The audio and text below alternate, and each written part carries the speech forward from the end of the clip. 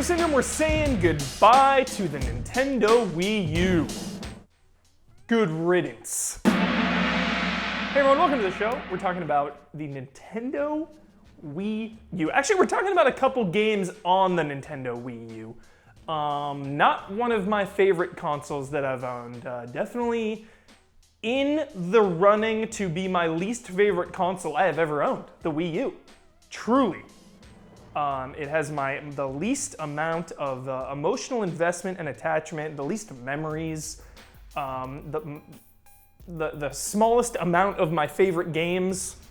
Just a console that I did not resonate with. And part of that is, you know, where I am in my life at this point. Because we all go through phases and we all grow, and you know, maybe if the Wii U had come out like a few years earlier or something, I would have loved it. But for whatever reason, at that time, for its small lifespan, did not resonate with me. But you know what did? These 4 games. First game on the list, Zombie U. Where were more of these games, Nintendo? Why didn't we get more of these? Third-party exclusive. You know, years later, it came out on other consoles, but that was an exclusive on the Wii U. It even had like an E3 trailer. They blew this game out. There was like the bundle and everything, the Zombie U bundle. It just used that gamepad to perfection, you know, looking down at your inventory and having to manage it while still being vulnerable in the world was a really intense feeling. And it was just a great game. It was survival horror, it was first person, it was in London. I love London, I love all things London. And it was just such an encouraging game, you know, seeing the potential and the possibilities of the Wii U gamepad and the fact that it was a mature, violent survival horror game on the Nintendo Wii U. It was just a great, kind of underrated gem there on Wii U. Zombie U. Next up, you want to talk about mature games. Bayonetta. Bayonetta 2 on Nintendo Wii U. Third-person action perfected.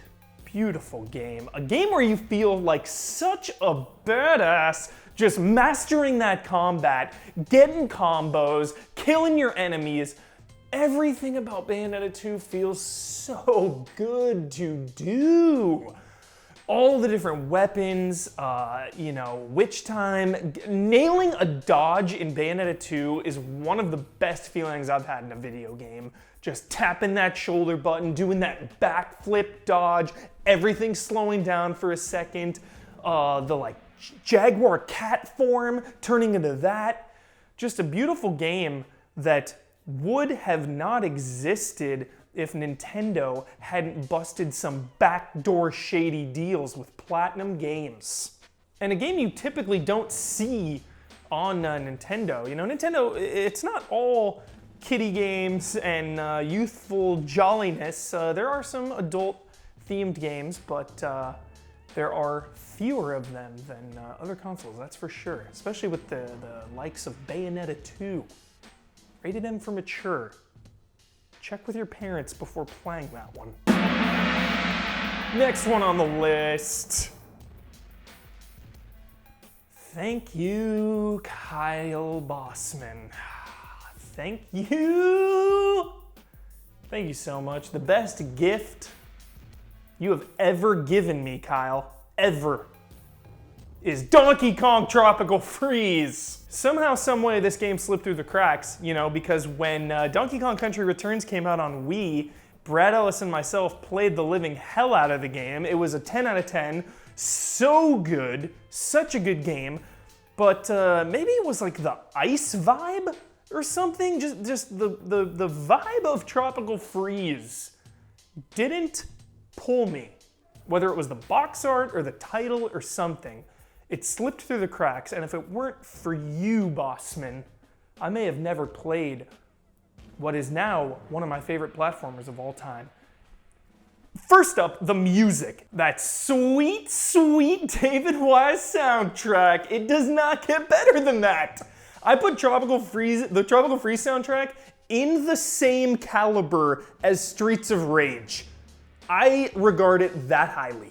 The top of the top. The cream of the crop. Cream of the crop, man! It's for you, Macho Man. Tropical Freeze, just a beautiful platformer and the perfect example of an old school game playing like an old school game, just with like better graphics. It feels like the old Donkey Kong games. They don't try to do too much. They don't try to pull some Metroid Other M, you know, oh, it's 2015 or whatever, we gotta make this game modern. It's like, no. We're making original Donkey Kong. That's it. That's what that game is, and it is beautiful. Also, unlike Zombie U, it doesn't really take advantage of the Wii U gamepad. The same with Bayonetta, and even the next one that I'm going to talk about. You know, these later Wii U games, they just got over it, I guess. They were over the idea of the Wii U gamepad, trying to force it into their games, and really I have no problem with that. And lastly, of course, you knew it was coming. You knew it. It's my favorite. It's what I was born with. It's why I play video games. Mario 3D World. You know, this game gets a bad rap and it eats away at me. It gets all under my skin. People talking about how bad Mario 3D World is, that it's some kind of filler Mario game. It's not filler, it's just different. Okay, we just had Mario Galaxy 1 and 2. Mix it up. Mix it up, you know, they did 64 to Sunshine to Galaxy 1 and 2. This was a different approach to Mario. What's wrong with different? Mario for so long was basically a single player game. You know, you could take turns. My cousin Jeff from Denver, Colorado, used to come over. He was way older than me. He used to come over and help me beat Super Mario Bros. 2 because I could just never beat it. My brother and I used to play Super Mario Bros. 3 all day, all the time. We used to leave it on pause, you know, before the beautiful saves and auto saves that we're all accustomed to now. Yo, we had to leave the system on. You know, my mom wants to watch her soap opera in the living room. No. We're on World 6 right now, Mom. Your soap opera can wait. So there was always this kind of co-op, you know, co-op tendencies with playing Mario. Even Mario 64, when that came out, all of us kind of taking turns on worlds and stages, you know, attempting stars. Oh, you died, you didn't get it, let me try. So then we get Sunshine and Galaxy 1 and Galaxy 2, and they're a little more singular, a little more single-player focused. Yeah, at least for me. I wasn't sharing them as much. You know, my brother was grown up, out of the house. You know, friends weren't coming over to play it together because they were playing it themselves. You know, growing up, having Mario, having a Nintendo 64 or a regular Nintendo was a big deal. But then with, you know, GameCube and Wii, it's almost like everyone had a Wii. So people were playing Galaxy on their own. And then we get 3D World, which is 4-player co-op, embracing, sharing the joy, you know, embracing playing together. It is my absolute favorite memory for the Wii U that I will have for the rest of my life.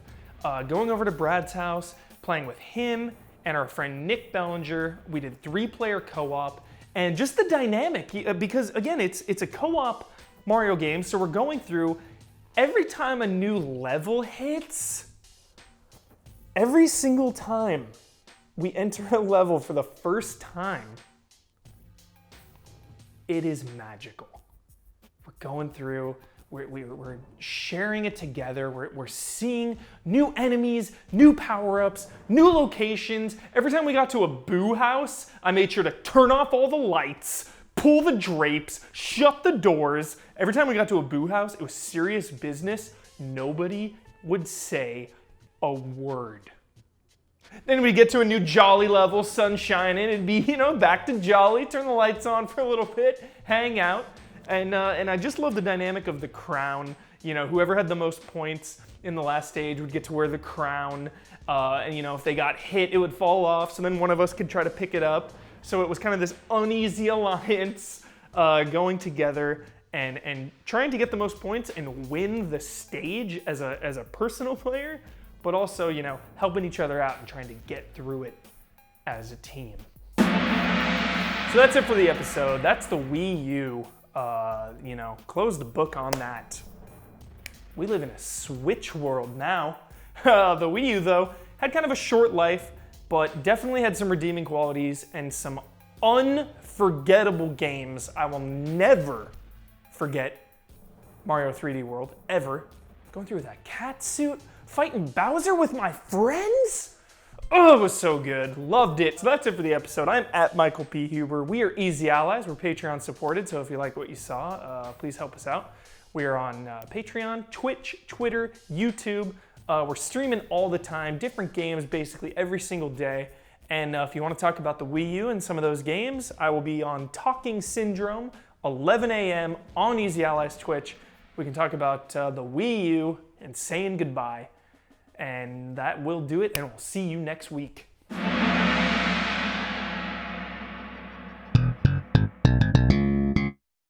It's time for the syndrome. Talking about the Wii U makes me think of Nintendo, which in turn makes me think of my childhood, which in turn makes me think of Teenage Mutant Ninja Turtles. Check it out. I hope you've watched these. Make sure to watch Teenage Mutant Ninja Turtles 1 Hard R rating.